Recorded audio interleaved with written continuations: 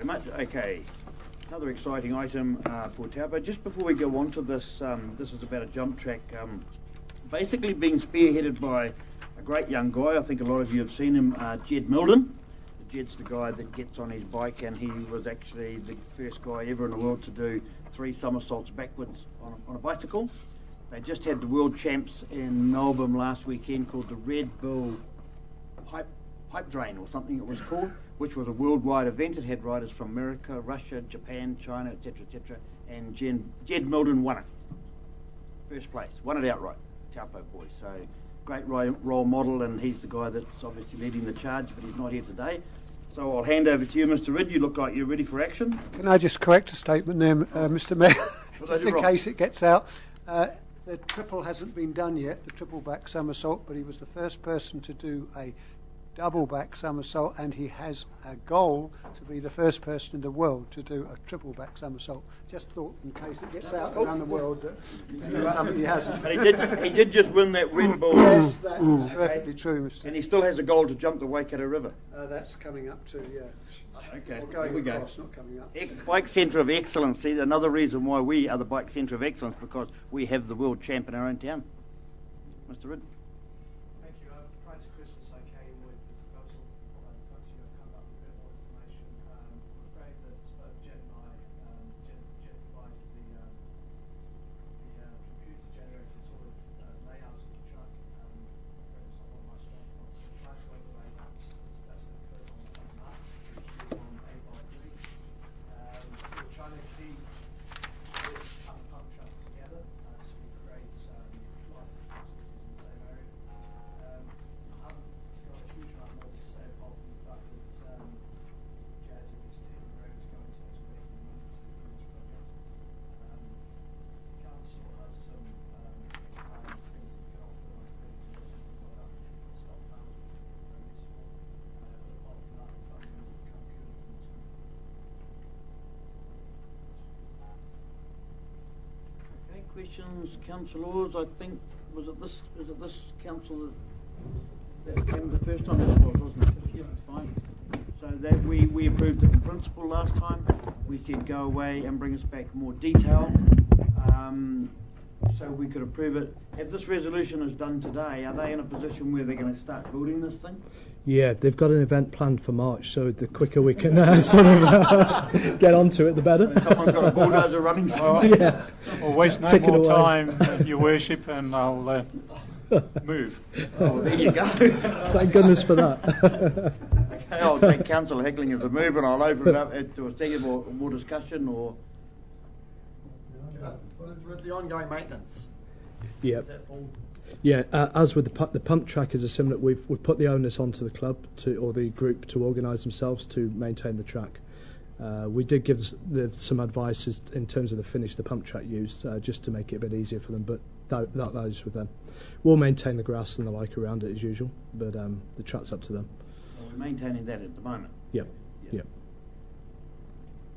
Well, you know, it's great to see people in the public, members of the public coming along and trying to do these things for their own enjoyment, and people that come behind them and get more kids involved. And I think it's fantastic. It's not costing the ratepayers anything, and we're letting them use some of their own land. At the end of the day, the ratepayers own the land in this town, so I think it's great, and my grandkids get some use out of it.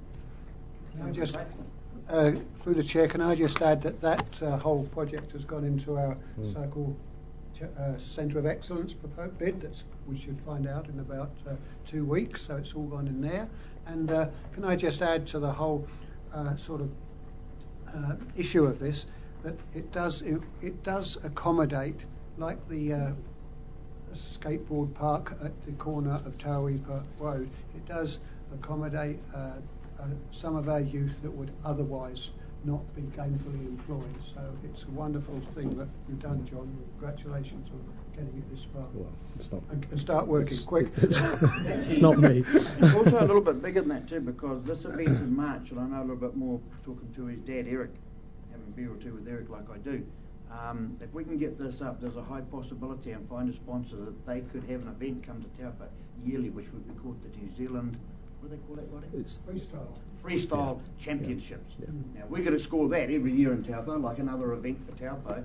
by supporting these passionate people, well then I'm all for it as far as I'm concerned. And Councillor Hickling certainly, I'm envious he got in first to want to.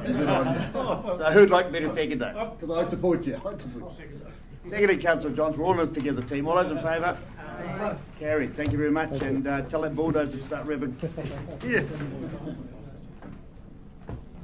Okay, thank you. Mr. Sapford, moving now to item number 9, which is about putting in a submission, or not putting in a submission for that matter, or what's in the submission to Environment Waikato's regional policy statement. So I'll hand over to you, Mr. Sapford. Thank you, Your Worship. Good afternoon, councillors again. Very similar to an item I brought to this council last meeting, which was in respect to the Environment Bay of Plenty regional policy statement. This submission is a wee bit fatter than that one, which reflects, I guess, the Waikato region takes up a much larger part of our district. It includes the entire catchment for the Waikato River and Lake Taupo. Also includes Taupo, Turangi-Tongariro and Mangakino, so our settlements. So there's some quite wide-ranging implications for a lot of the work that we've done. We've prepared a submission as officers based on the issues that we're aware of and policies of Taupo District Council, and we've tried to set it out in a constructive manner to make it easy for them to accept our submission. I've also, you would have seen to email yesterday an addendum to that. The engineers have added something as well, so if anyone doesn't have that, I've got spare copies, but would also wish for that to be included as part of the submission. Did you get that extra addendum that's going in with the, did you all get it? Thank you, Ron. So the submission that's in your agenda, they want to add this to it.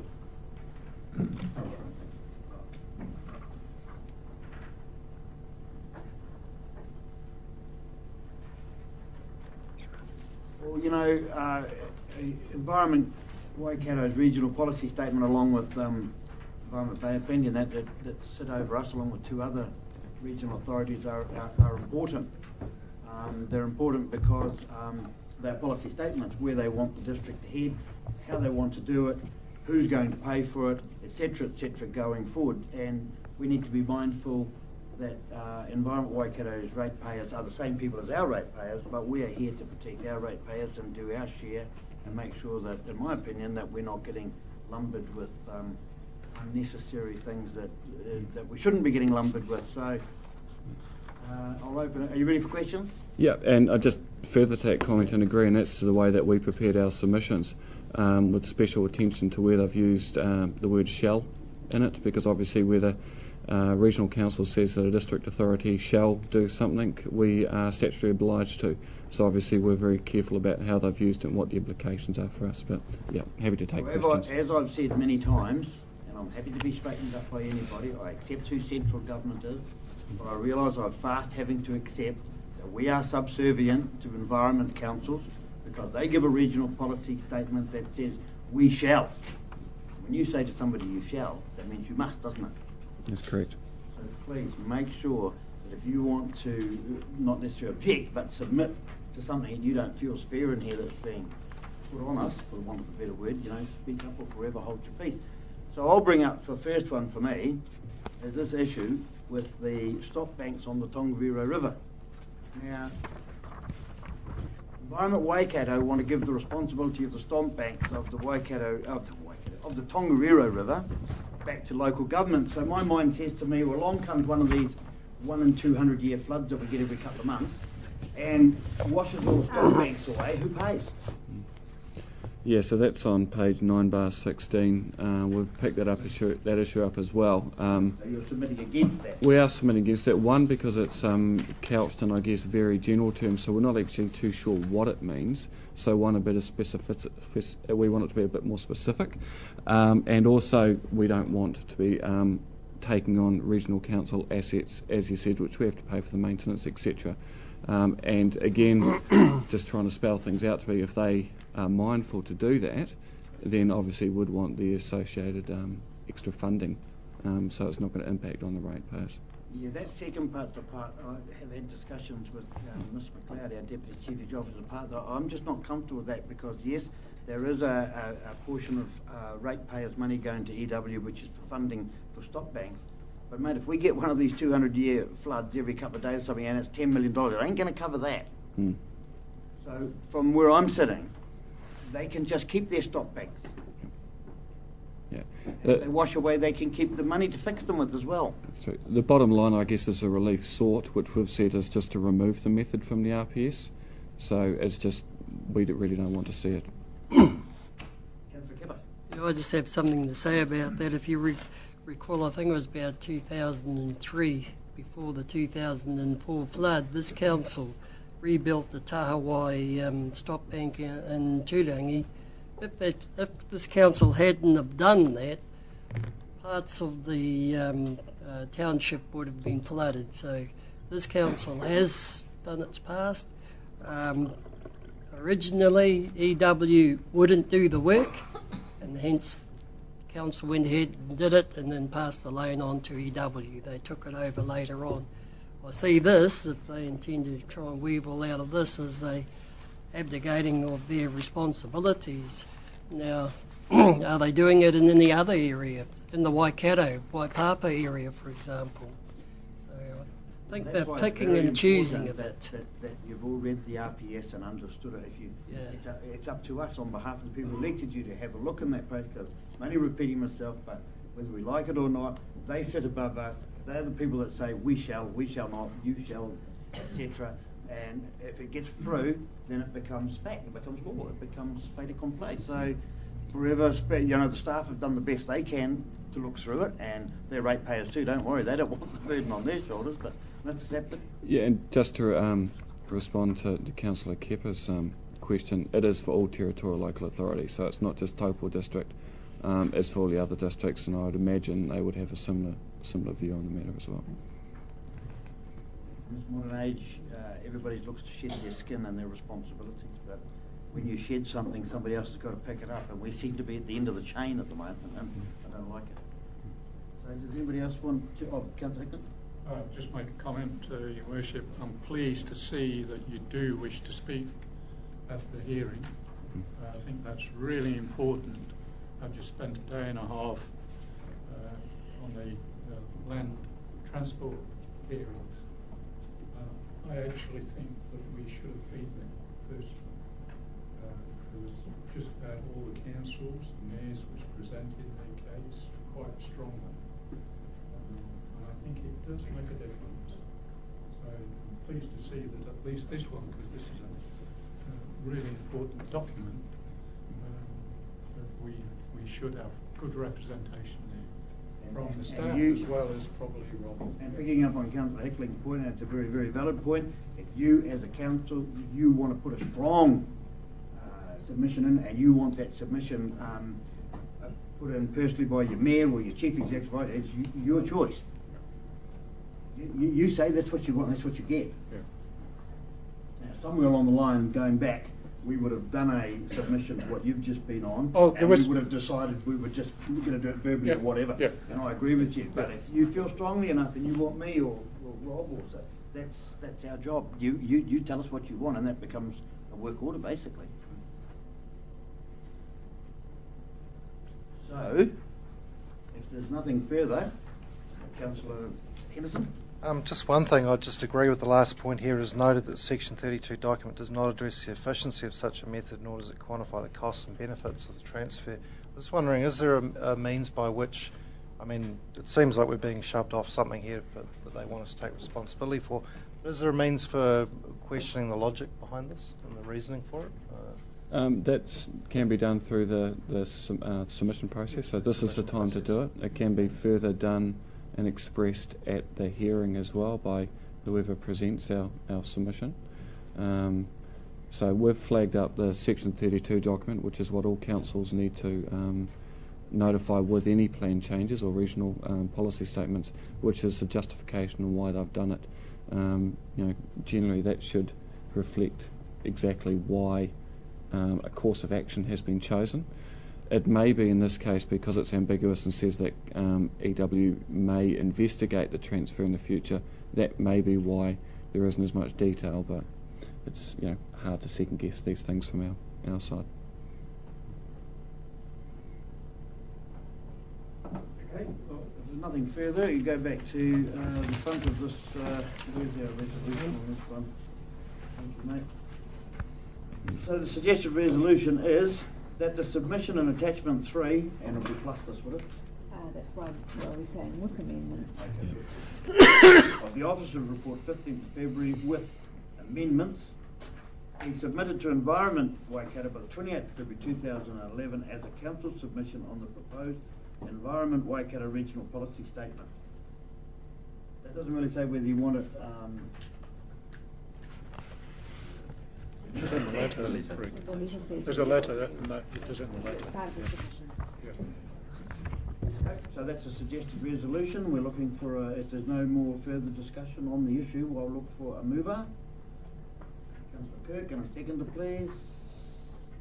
Councillor Truman, all those in favour? Carried.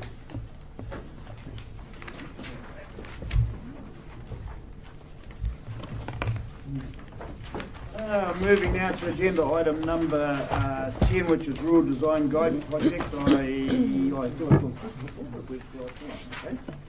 I'll get there. Yeah, too many pages. We're going to change the book now, haven't we? Let me catch up to you.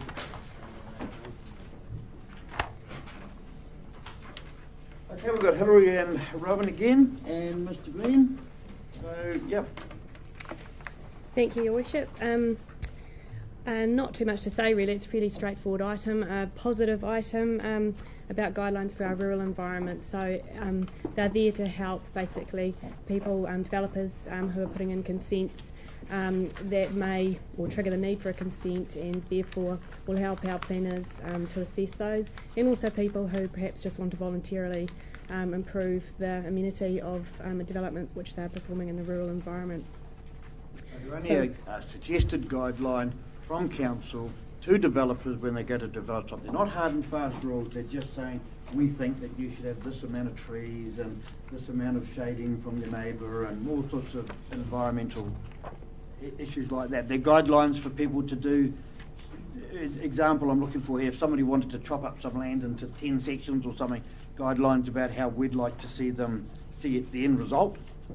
But not hard and fast rules, they're guidelines, huh? Yeah, so if their subdivision, for example, did not meet the performance standards of the district plan, it would come in for a resource consent, and then these guidelines would be used to help assess that consent and potentially make improvements to it. So that they know what's good and bad, basically. Just to answer off, just what I can, a question that was raised earlier on today. The intent definitely is that we won't stop at the rural design guidelines, so these are the rural ones. Looking forward, we'll certainly be looking at the town centre and at the rest of the residential area, so just to give that comfort that this is step one in that process.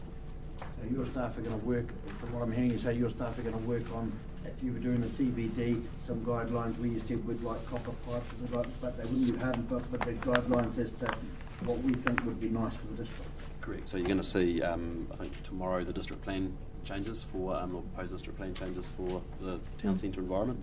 Following that, and at a subsequent time, these have been in the pipeline for 12 months or more. At a subsequent time, when resources are allowed, then you'll see some guidelines come out for the town centre. So they're not a hindrance to a developer, they're helpful to a developer who's aspiring to do something. He can come and get some guidelines and he can see how well that fits with whatever he wants to do, and it guides him on the path. Gives options, basically. So it's helpful rather than hindrance. Anything further on this issue here?